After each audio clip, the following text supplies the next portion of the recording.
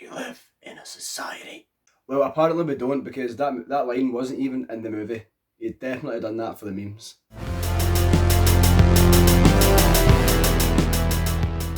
So it's finally here, the long-awaited Zack Snyder's Justice League. After waiting since 2017 when the Justice League came out, everyone was wanting to see Zack Snyder's vision, and we finally got it on HBO Max or Sky if you live in the UK. So in the first half of the video, I'm just going to be going on about my thoughts from the film, spoiler free, so if you haven't seen it, you can watch the first half of my video, and then after that I'm just going to discuss like moments that particularly stuck out to me, which will obviously include heavy spoilers. From the get-go, I did really enjoy this version of Justice League. It is a very different version from what we got in cinemas, and even though there is 30 minutes of footage from that film, it is all used in an entirely different context, and it does feel like a complete different movie in my opinion. It also fits more in line with like Man of Steel and Batman v Superman and the original Wonder Woman movie. It fits alongside that kind of tone, which I really like, so I was really happy that it was sticking to that. Even though it feels different, the plot is still the same, where Batman has to assemble the Justice League to basically take on Steppenwolf, and he wants to basically take over the Earth and turn it into Apocalypse. When I first seen the runtime of this movie, I was a bit kind of off-put, but when I started to watch it, like the first 2 hours was basically setting up what's going to happen. It's setting up the characters. We find out a bit more about each character, especially Aquaman and Cyborg.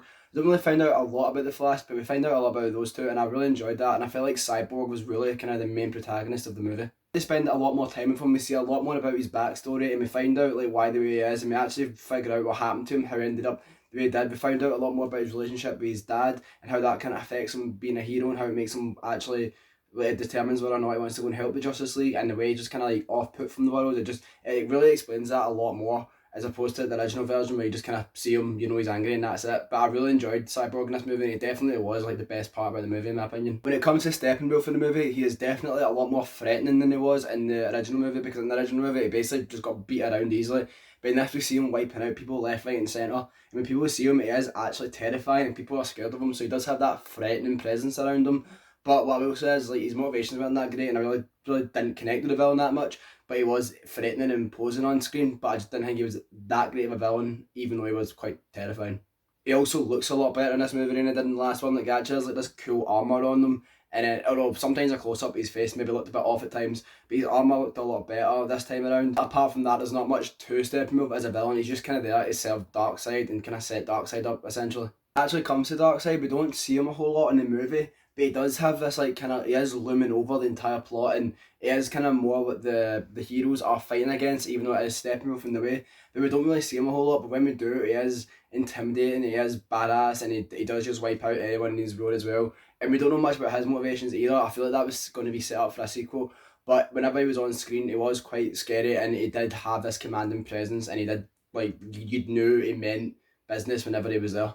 I also liked how Darkseid looked as well. Like, maybe not so much when we first see him, but kind of later on when we see him later on in the movie, it looks really good and it looks really accurate to the comics, which I was really happy with, because I do like Darkseid in the comics, and getting to see him on screen was pretty awesome for me as well. When it comes to main gripes of the movie, I felt like sometimes there was like a lot of exposition just to kind of make you realise what they had to do, and it kind of felt a bit kind of dialogue heavy at the points, and I was kind of thinking they could just kind of show instead. But that's kind of like what Zack Snyder does a lot, is a lot of exposition, but it wasn't enough to take me out of the movie. But I feel like anymore it would have been a bit kind of like, ugh, let's just get on with it. But it didn't take me out too much, but it could have if there was any more of it. Also, I felt like at times the CGI could be like a wee bit off. It wasn't like horrendous, but there was times that it didn't look the greatest. Although sometimes it did kind of make it look a bit more comic booky, which I thought was pretty cool, maybe worked in its favour. But there were points I was a bit like, eh. But apart from that, like, this, like I said, Steppenwolf and Darkseid looked really good anyway, so I was okay with that. But sometimes in the fight scenes, the CGI did just kind of maybe throw it off a wee bit. Also as well, like, there are some cool slow motion scenes, but sometimes I feel like there's like way too much slow motion to a point where it just isn't needed.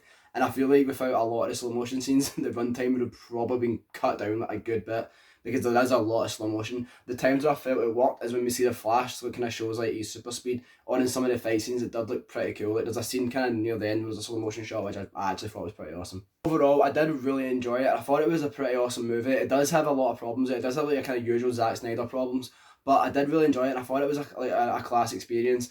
I was a big fan of it, and I feel like it's quite high up in my DCEU ranking. I feel like if you like Man of Steel, you'll definitely like it.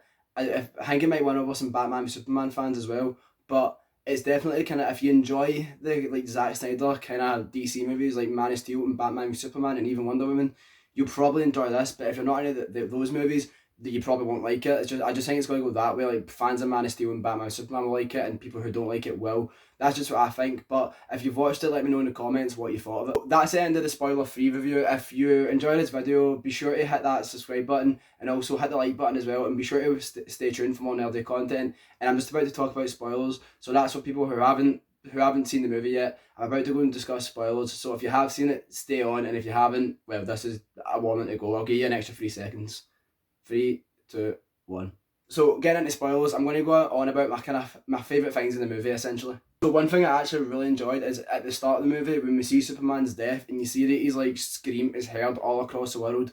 It came off, it might have been like a wee bit cheesy, but I did like it because he is essentially like a god compared to everyone on the planet, and like when a god's died, you're going to hear it. So the whole world hearing these screams, it just kind of created this sense of impending doom, which I really thought was awesome. And just the way that everyone kind of turns around and you see it in Atlantis and everything, I just thought it was like really cool. And as we know as well, the movie is split up into 6 chapters with an epilogue, and the epilogue is the nightmare sequence. And I think it's like Bruce Wayne essentially having a dream to what could happen, which I don't really get what, because he doesn't have powers to tell the future, but we do see Martian Manhunter as well, so I think Martian Manhunter's maybe putting that image in his head. But basically in this scene we see like Batman interacting with the Joker, and Joker's sitting talking to Batman, have this like really cool talk with each other, and Joker's the guy, he's like, you sent a boy Wonder to do a man's job, and obviously that's a reference to Joker killing Robin. Now we don't know if it's going to be Dick Grayson or Jason Todd, but I really like that. It was setting up a sequel, but I thought like we might not get a sequel. I kind of hope we do, like, you know, hashtag restore the Snyderverse.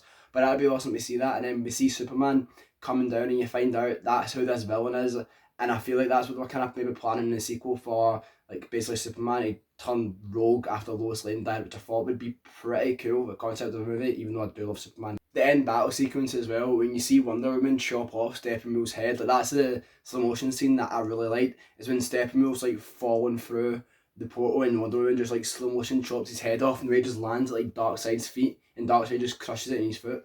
I thought it was like such a cool scene, and it just kind of shows like Darkseid doesn't care that Steppenwolf's dead, because he's still going to take over Earth, and he's like, we'll do it the old fashioned way, and like they're setting up an invasion, which I thought was definitely another tie into a sequel, which I would have liked to see again.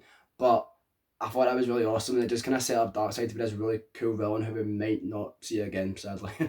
Although this is like a spoiler that I thought was maybe a bit cheesy and didn't really work in the movie for me, but it's when Superman comes back to life and he's attacking all the Justice League, and he goes to laser Batman, and then Batman goes like that, and you always like, oh, Batman is fried, there's no way he's surviving that, and then you look down and he's like that, and the gauntlets are glowing, and you see that it's Wonder Woman's gauntlets, and I just felt it was so cheesy, but I don't know how they made that work, but I mean, it didn't work for me. It was really cheesy, but I just thought it was quite laughable that bit, but apart from that, like I did enjoy the rest of it. So that's the end of the video, guys. If you enjoyed this video, be sure to hit that subscribe button, hit that like button, because I do a lot of nerdy content. I do comic reviews, comic recommendation, a lot of stuff about comic book movies, Star Wars, all that kind of stuff. So if you like that kind of stuff, be sure to hit that subscribe button and let me know in the comments, did you enjoy the Snyder Cut, and do you think it was better than the original Justice League? Let me know in the comments, and be sure to subscribe for more content, and I hope to see you in the next video, guys. Thanks a lot for watching.